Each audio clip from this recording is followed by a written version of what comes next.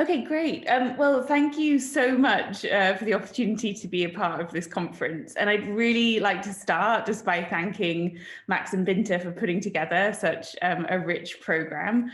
When I was kind of going through the talks and looking at the different profiles of people speaking, it kind of seemed to fit really well with the spirit of this Newell, Perlis and Simon article in 1967 in Science, where they're basically defending computer science as a discipline. So in their defense, they argue that basically computer science has to go beyond like the technical study of algorithms or of hardware, and also encompass wider phenomena arising from the deployment of these new technologies in the world.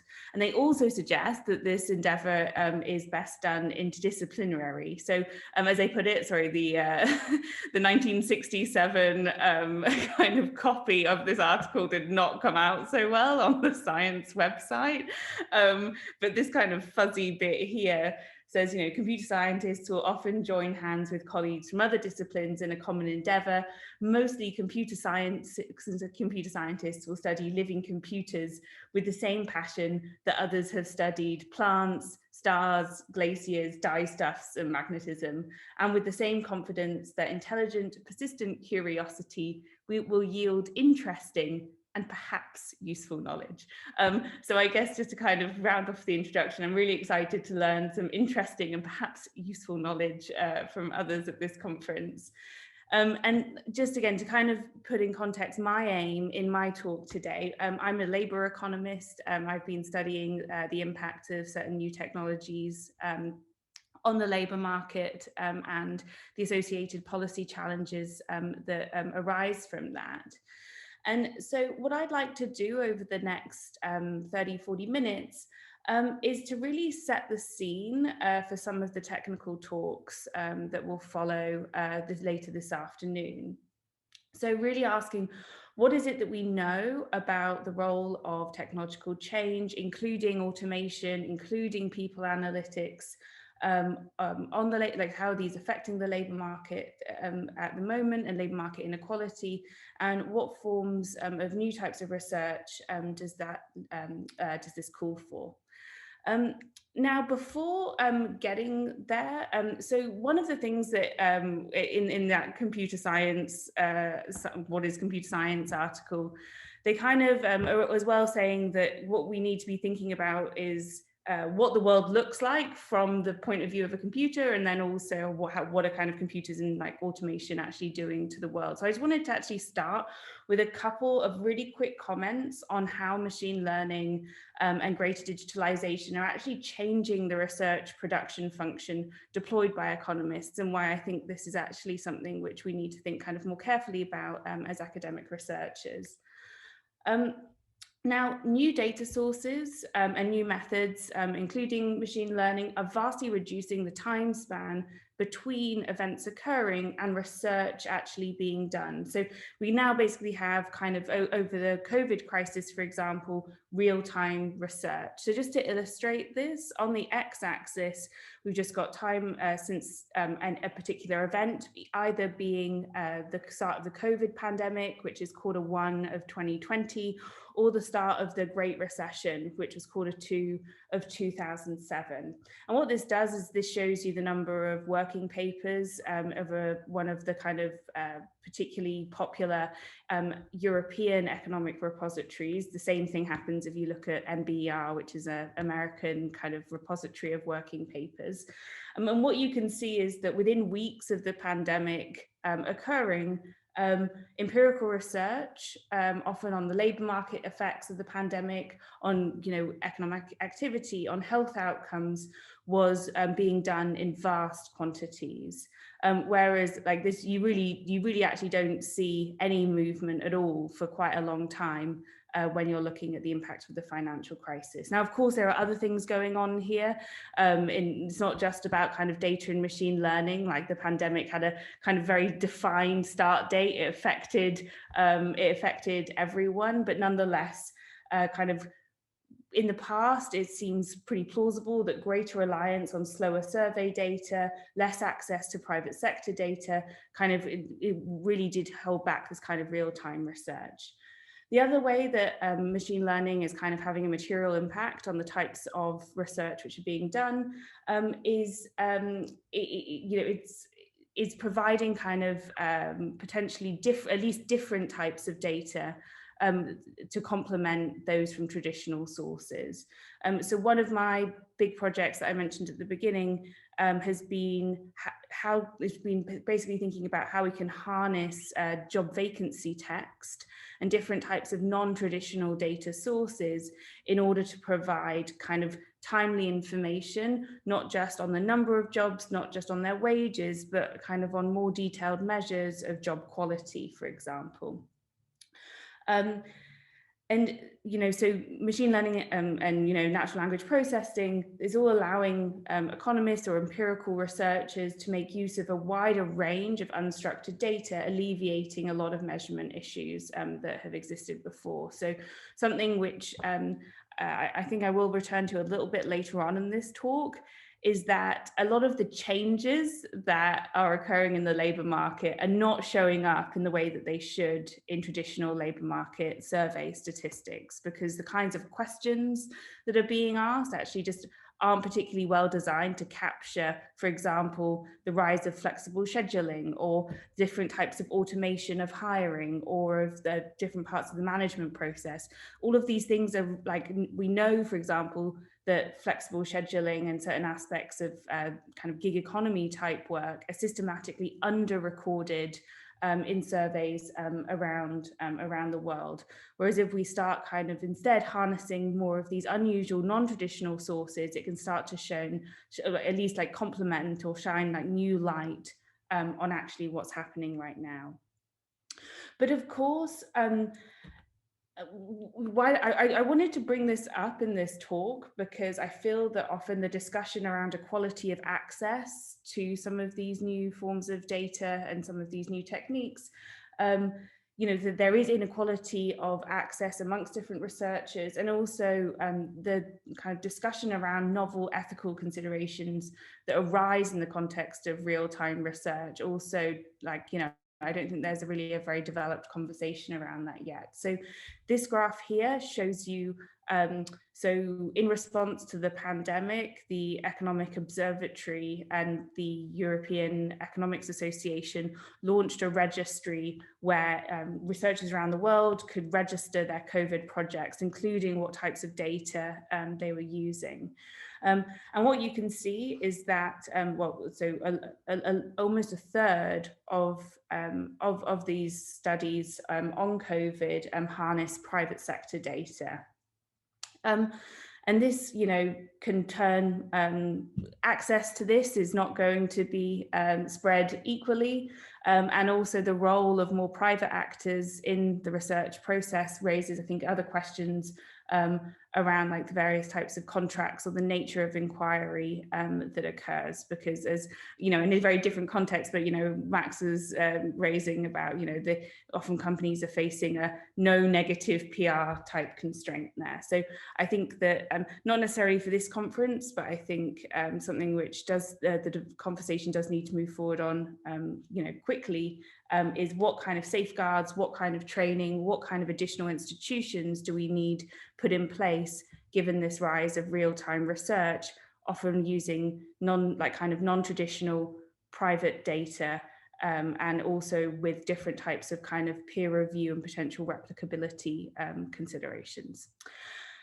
Okay, but sorry, with that kind of that spiel over with, it's been something I've been thinking about a lot recently, on to inequality in the labour market. So what I wanted to do here is just kind of set the scene for some of these big questions concerning inequality and recent labour market trends.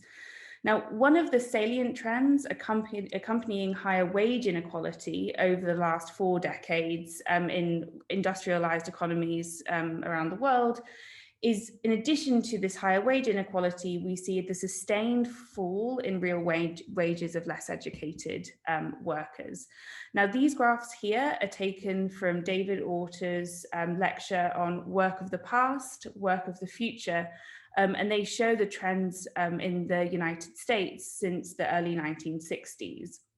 And so what they're doing here is they're plotting the changes in real log weekly wages of full-time workers between the early 60s and 2018.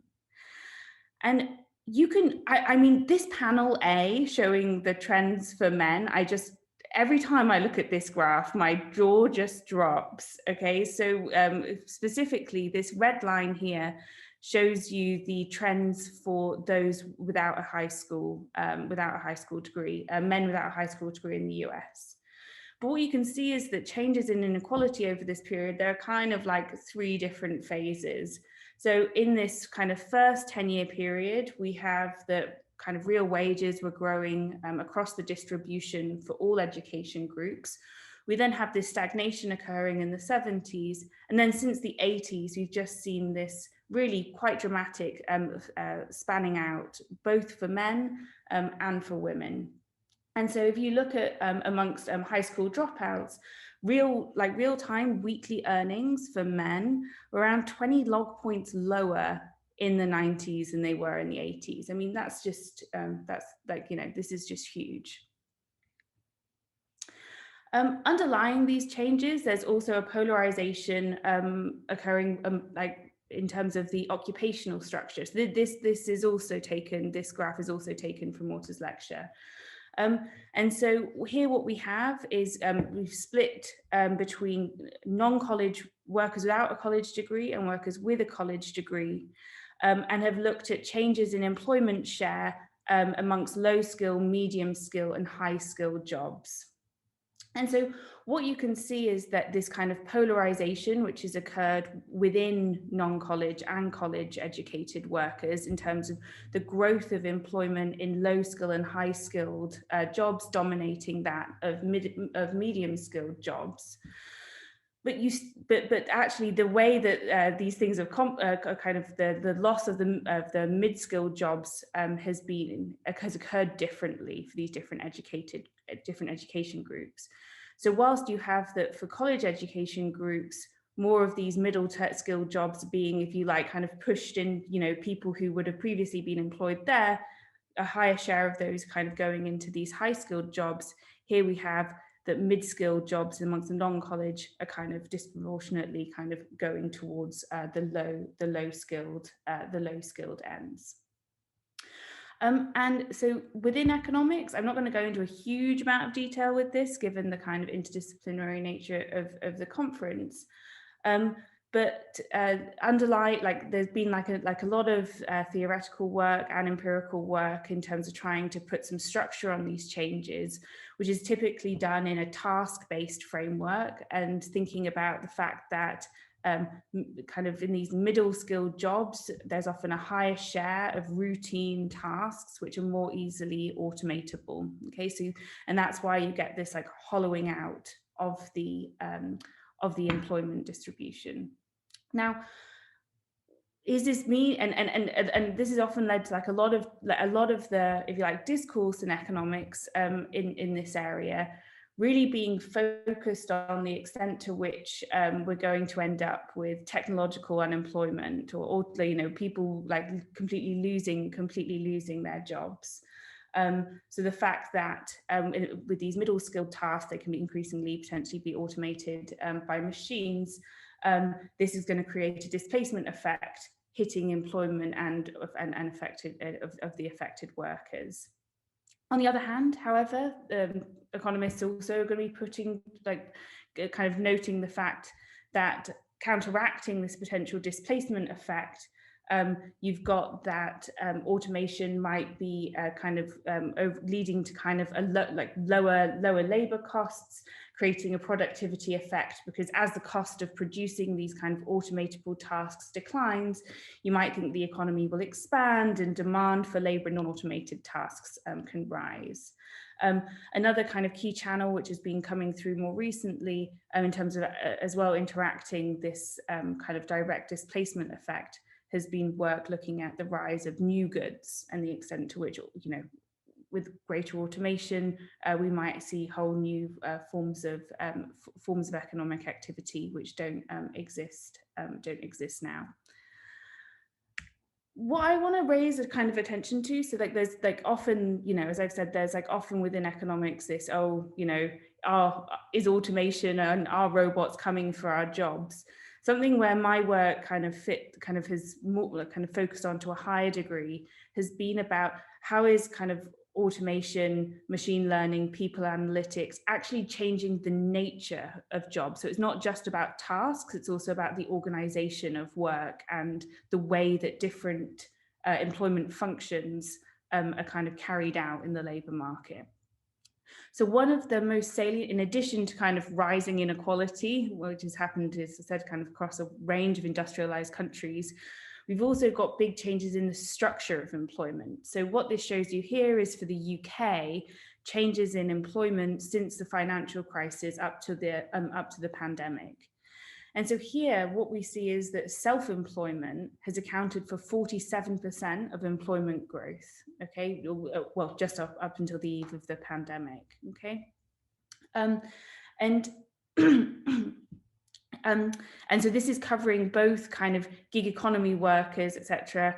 Well, actually, like a lot of this is coming through solo self-employment, where we might think again that the like technology, which is facilitating greater communication and greater coordination of economic activity across otherwise disparate units, is playing a big role.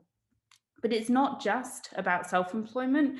The nature of work within firms is also changing. And this is, yeah, really where a lot of my work sits. So what we've seen is a big rise in flexible scheduling, where predictive modeling on the consumer demand side is then potentially used to drive the kind of deployment and organization of work hours. So you have this spillover effect of machine learning and automation on the product side, kind of then that's like kind of influencing how work is organized as well. And so this data here is from the UK in 2019.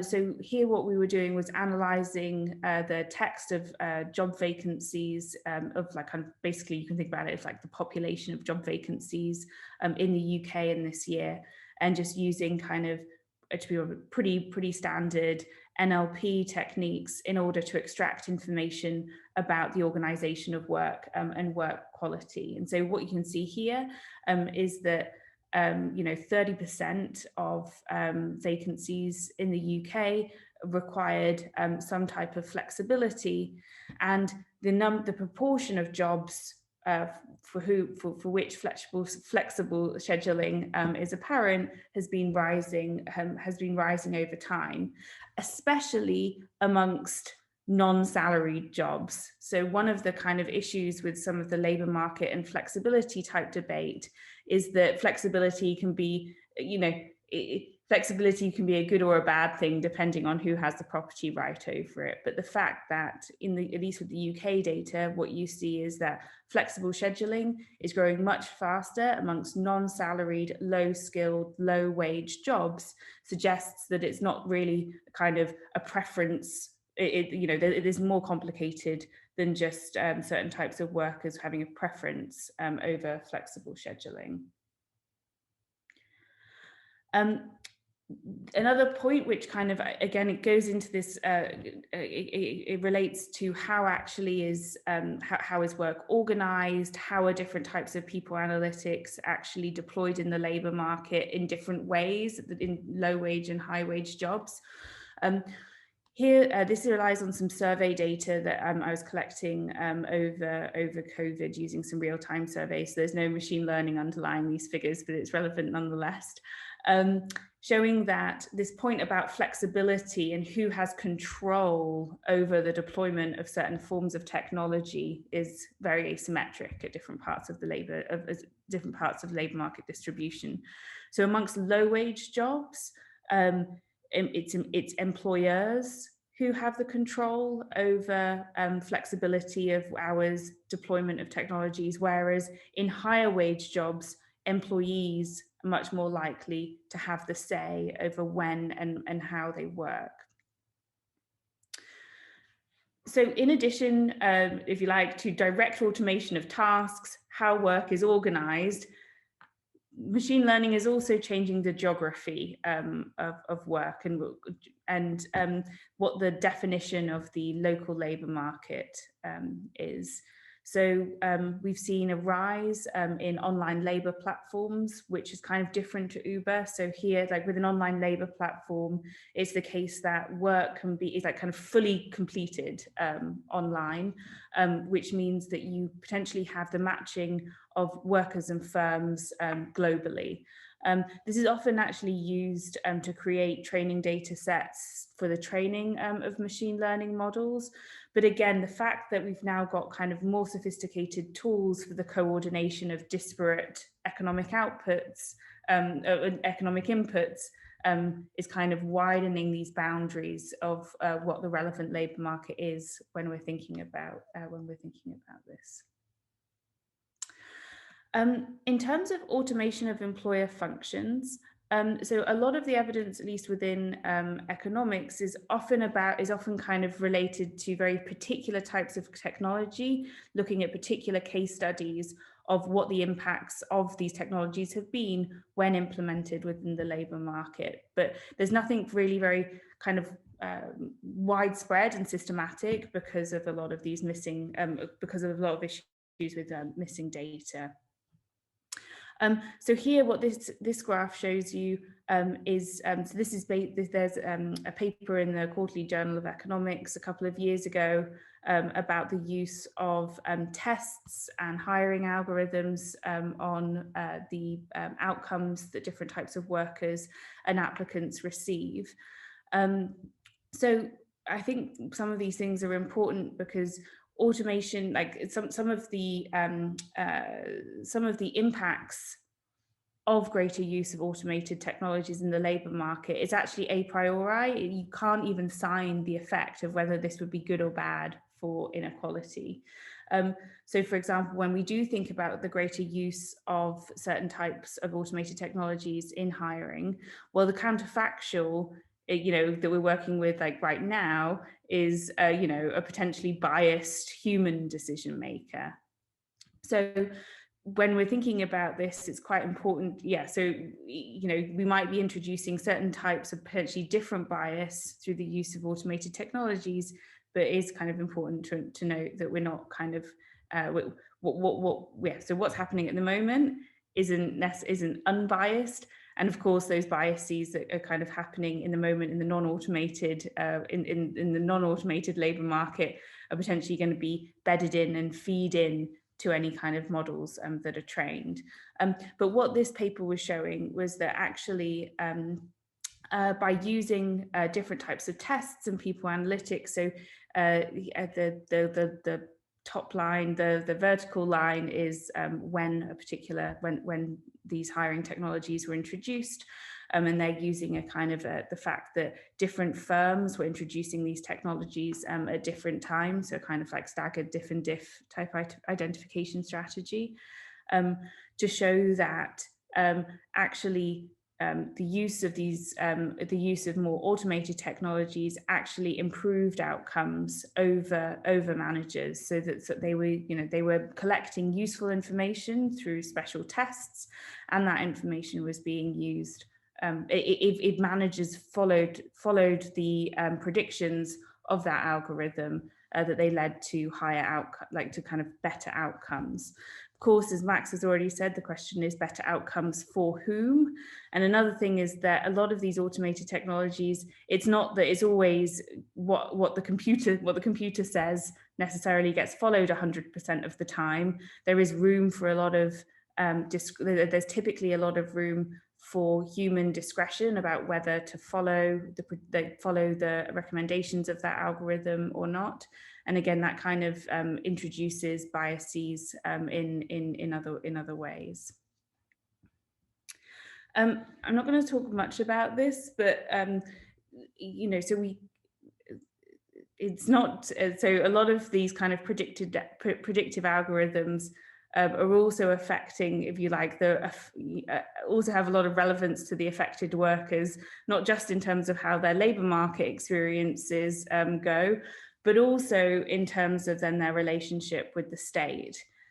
So what we've seen, again, I'm British, so I kind of talk a lot about the UK, but Brexit especially has led to kind of an unleashing, if you like, of a lot more automated technologies in certain aspects of how the state and its citizens relate to one another, not often in ways which I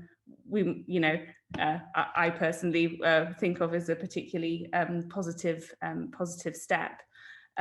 So, 1 minute, so for example, applications to the EU settlement scheme that allows people to secure their right to continue to reside in the UK after Brexit is now governed by kind of a partially automated decision-making process. You know, so it's increasingly the case that often, and there's also been a move within the UK to automate, or at least kind of set the ground up for the automation of things ranging from benefit appeals to different ways in which you might actually bring cases, civil cases, to the state. In a lot of these cases, you're going to be dealing with quite vulnerable individuals. So it's like in multiple areas of people's lives, and we have these kind of different types of automated technologies potentially influencing them. This little picture was from the Bureau of Investigative Journalism this morning, where they were breaking the fact that the Home Office has been using like a horribly biased algorithm trained on like pretty shoddy data from an unspecified 3-year period in order to flag different couples as having sham marriages or not. So anyway, they're like, you know, sadly the number of examples of this are rising. Okay, so what does this mean in terms of the agenda going forward? So a first set of questions, I think, that arise are, of course, whether automated decision-making and management accentuate or reduce existing dimensions of labour market inequality, and why.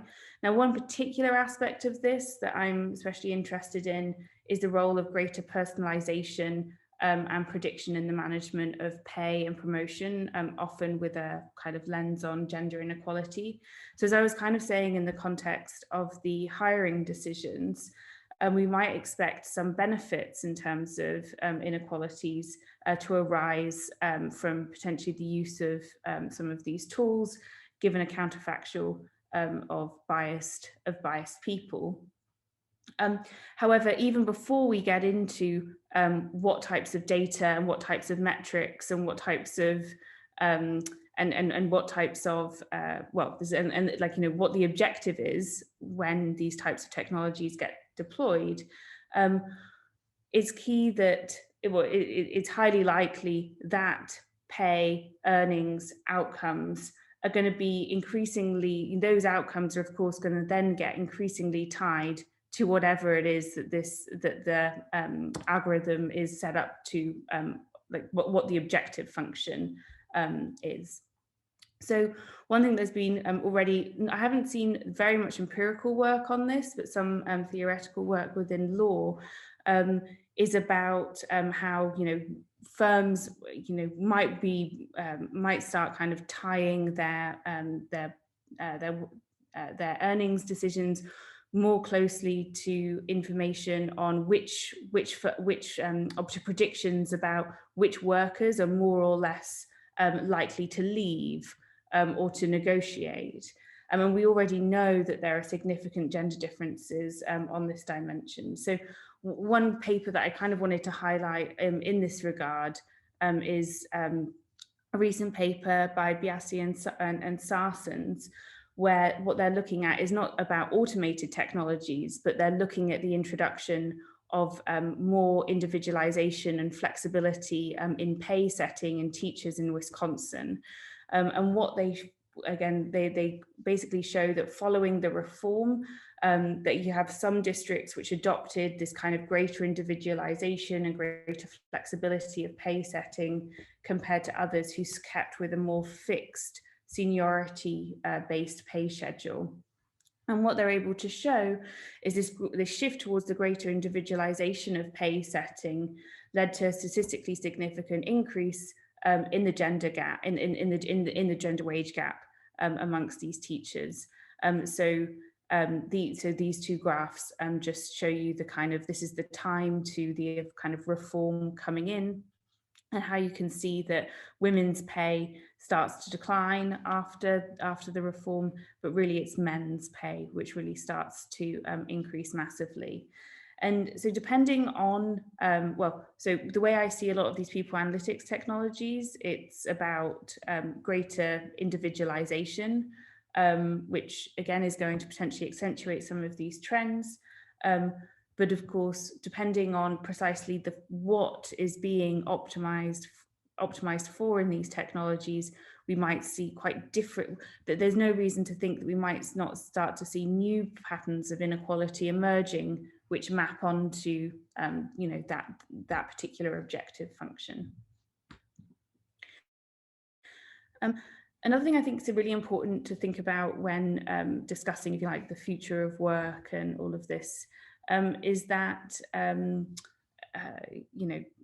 in addition to structural inequalities that we face at the moment, feeding into the types of data and design of the types of data and design which are used to then train new models, we also still have kind of the structural inequalities that pervade every aspect of society, interacting with the work itself. So I've been doing some work on online labour markets, for example, and trying to understand if there's been are there any differences in the patterns of inequality on online labour markets as opposed to offline. Now, in terms of online labour markets, this is the particular study I've been looking at is on MTurk. With MTurk, workers are letters and numbers. There isn't really a kind of a role for the types of direct discrimination that kind of economists are usually more attuned to looking at. But nonetheless, what I find is that women earn 20% less than men per hour. Why is that? It's partly because, it's because really of the interaction between inequalities in domestic care, then feeding back into inequalities in participation on the labour market platforms. So in these types of work, there can be very strong returns to continuous work because of kind of like given how these tasks are often set up in online labour markets, there can be quite a high setup cost when you complete your first task, but then you get faster and faster, and so you get quicker and quicker, and your hourly wage, if you like, kind of increases the more of these types of tasks that you do. Those types of productivity gains just get kind of wiped out if you're being constantly interrupted by a small child. And so what I'm able to do here is, kind of use very detailed information on the types of tasks and how people are working in order to show that there are these, the two graphs at the top show these returns, they're there to show that there are these returns to continuous work. The more tasks you do with fewer breaks in between, the quicker you get. And women are less able to optimize for that. And potentially, if some of that information was then being used in order to, I don't know, either predict which tasks men and women should be pushed, or if pay was made more directly, was made a function of task completion time, again, you would see even potentially in piece rates, differences starting to open up between caregivers, well, female caregivers and others. Just to end, I wanted to kind of just talk a little bit about what does this mean in terms of the types of labour market institutions that are kind of called for in terms of actually combating some of these inequality increasing tendencies which automation and kind of labour market change has brought forth. So one key thing is that in various proposals that seem to kind of crop up in this space around how to combat some of the kind of negative effects of increased employee surveillance and people analytics has been the role of collective bargaining and unionization. However, we're in a world in which, in a lot of industrialized countries, trade union membership has been collapsing, despite us having now pretty good evidence that trade unions do have a causal positive impact on pay, especially for low-wage workers. So I think that there's quite a lot of work that needs to be done around thinking through what do some of these changes mean in terms of a progressive trade union agenda, because a lot of the issues that arise aren't really ones which can be tackled adequately on a individual rights, individual type enforcement type approach.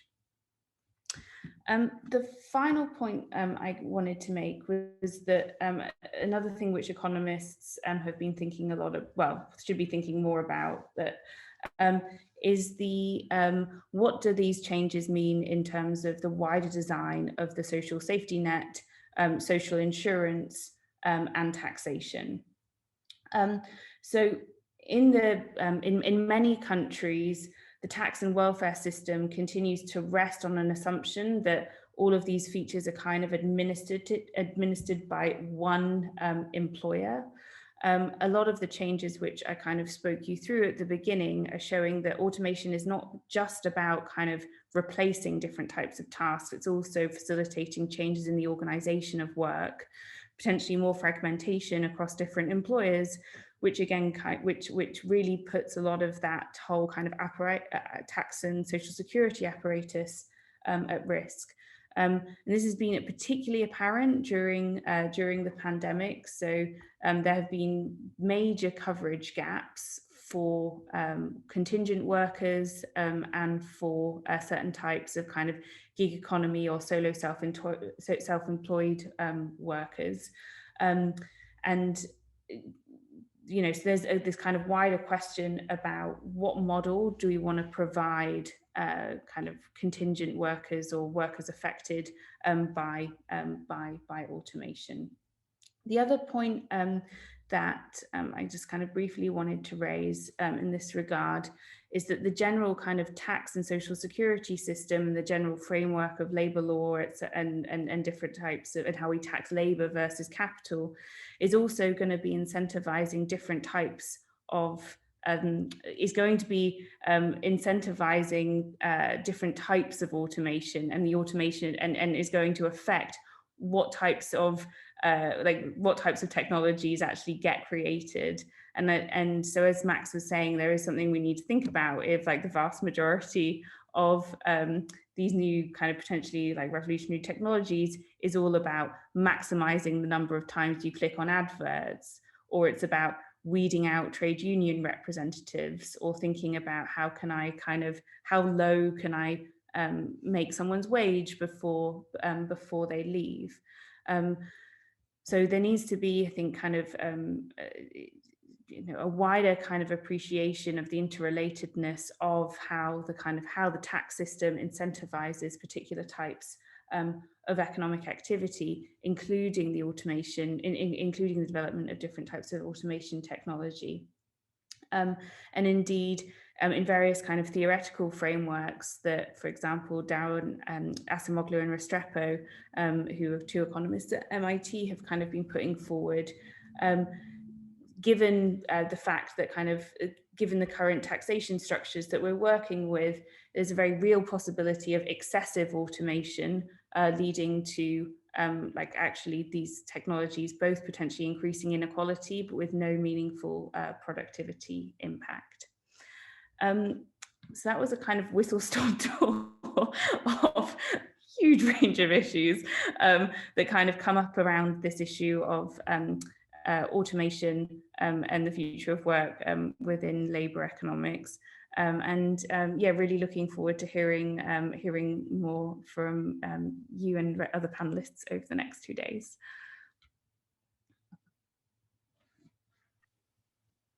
Thanks a lot, Abby. That was great.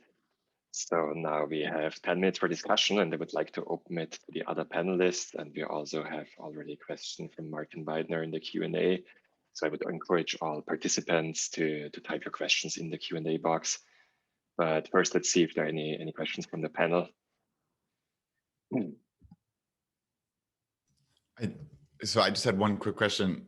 Abby, I know, like you said, it was kind of covering a lot of things. And I was just, for the one thing that I was thinking a lot about, you made this one comment about thinking about preferences of the preferences for flexibility in work arrangements. And this is like a tension that is not my specialty, but I was hoping you could help how you think about this setting or ways in which we can go forward with it, in the sense that there's this big tension of, look, we're letting people be more flexible and there seems to be some demand for it. And so what are ways that we could try and tease out how much of this was being driven by market power, or sort of whatever framework we want to think about this, on the part of the employer's kind of ability to do that versus, there is real preference for it. I mean, it's very clear in the context of, say, us being academics, right? We really value flexibility, and so we put a high premium on it, stuff like that. So do you have thoughts on that, or like ways in which we can improve measurement or thinking about that?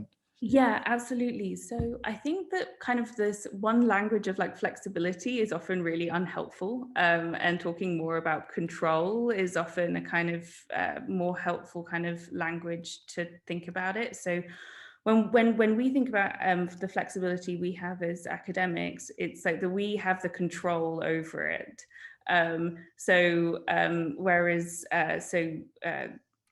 If you think about what flexibility typically means in the context of stacking supermarkets or potentially being a DPD driver, there the property is often more like the employer who is able to have the flexibility about whether they call you or not, or whether they pay you or not. And so what like the kind of there's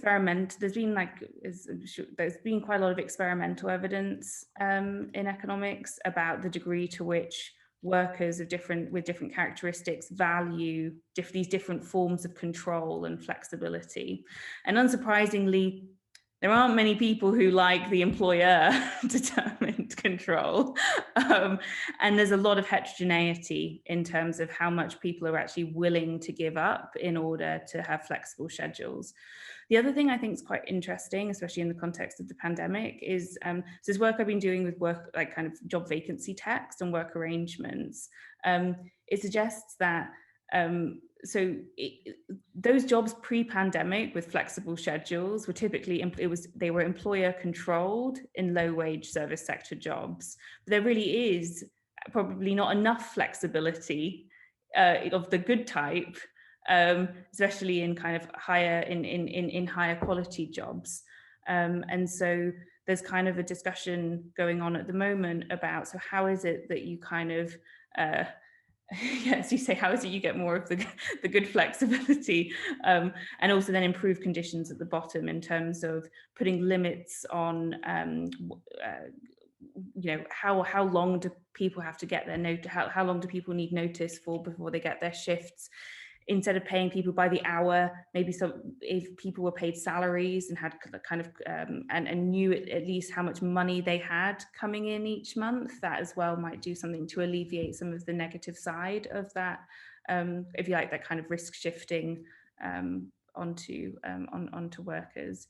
But final thing I'll say on this, there's not enough work, I think, done beyond the lab in terms of in terms of these flexible work arrangements, just because the data is so bad. And yeah, so one thing that I'm like pushing massively for in the UK is that we ask about control of hours. We don't ask about like labels of, are you on a flexi contract or an ad hoc contract or a casual contract? And so we've now got that question in our panel survey. So hopefully I'll be able to do a little bit more with representative data on workers soon. I guess I also have a big picture question, and maybe we can turn it to Martin afterwards. So you brought up the whole David Otter and co labor market polarization story, right? And I guess the earlier skill bias technical change story. And one thing I've always wondered there is like they document these patterns for the US and maybe to some extent for other Anglo-Saxon countries. But it seems like the patterns in the labor market look quite different in other rich countries that are presumably exposed to similar technologies, right? The PC and the internet and so on, presumably impacted all these countries in a similar manner. And so I was always wondering how we should think about like the technological explanation if we see such variation across countries. I don't know if you have thoughts on that. Yeah, I think that's a really good point. It's kind of saying that none of this is operating in a vacuum, and both in terms of the, I think there are two things. There's what are the incentives to actually adopt particular types of technologies, in addition to then what is the ex post impact on outcomes that they have, depending on how much kind of redistribution gets done ex post. So I think I haven't actually seen but I haven't seen as much evidence as maybe, or like as much evidence I would like in terms of being able to give you a precise answer to those questions, but especially on the incentives to adopt. So okay, again, because I know the UK well, in the UK we've got like a crazy tax wedge in terms of how different forms of labor, like what kind of tax that actually that generates. So if there's like a big financial incentive for employers to do their best to try and work out actually how is it that they can organize their workforce in as close as possible to a cloud of self-employed kind of entrepreneurs who are coordinated via various types of kind of complicated forms of technology. That incentive doesn't exist in many continental European countries to the same degree. So there, you kind of, yeah, you must just have like kind of different things pushing you in.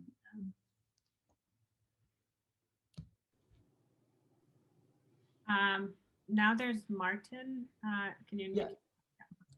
Thanks. Hey Abby, thanks a lot for the talk. I was kind of wondering about the structure of the data sources that we need. So if we have repeated cross-section, right, then in order to study changes in equality, we can just look at how certain groups are doing. So you had, for example, the example with high school dropouts, which did really significantly worse over time. But that doesn't really tell us how the individuals are doing, right? So each individual actually could be better off over time at any point, or like for each individual trajectory. And I just was kind of wondering, do we have evidence from panel data already how inequality is changing and how that affects kind of compositional distributional things, and also kind of how would new data sources help to alleviate that concern of kind of changing composition of groups? I think that's a really good point, because I guess like kind of it's like the people who your average high school dropout today who has pretty different characteristics to yesterday, in the 1960s. On the flip side, you might also think that the characteristics of your graduate college group are also potentially like less, so well, you got, yeah, a kind of potentially like they're also going to be selected differently to in the past.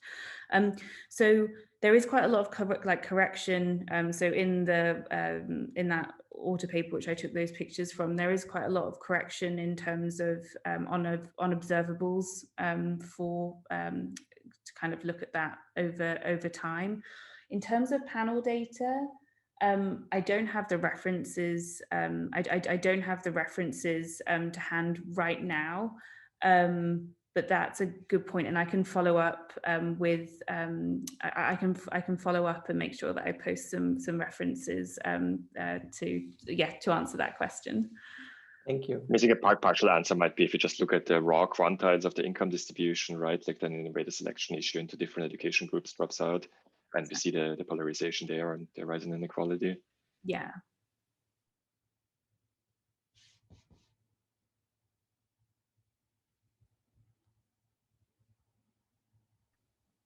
All right, shall we turn it over to the next speaker, who is going to be Ruben from Computer Science in Oxford, who is going to talk about the egalitarian justice and machine learning.